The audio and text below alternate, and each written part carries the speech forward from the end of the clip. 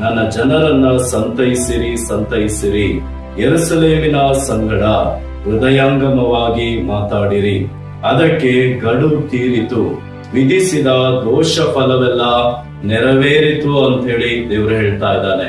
ಹೌದು, ಕಳೆದ ರಾತ್ರಿ ಕಳೆದ ವಾರ ಎಲ್ಲ ನೀವು ಪ್ರಾರ್ಥಿಸುವಂತ ಸಮಯಗಳಲ್ಲಿ ನಿಮ್ಮ ಕಣ್ಣೀರು ಅದು ಕೆಳಗಡೆ ಬೀಳುವಾಗ ನಿಮ್ಮ ವೇದ ಪುಸ್ತಕದ ಮೇಲೆ ಆ ಕಣ್ಣೀರು ಬಿದ್ದುದನ್ನ ಕೂಡ ದೇವರು ಕಂಡಿದ್ದಾನೆ. ಆ ಕಣ್ಣೀರನ್ನೆಲ್ಲ ದೇವರು ಒರೆಸುವನು, ನಿಮ್ಮನ್ನ ಆಶೀರ್ವದಿಸುವನು, ಮತ್ತೆ ನಿಮ್ಮ ಎಲ್ಲ ಕಾರ್ಯಗಳನ್ನ ಕಟ್ಟಿ ಸರಿಪಡಿಸುವನು.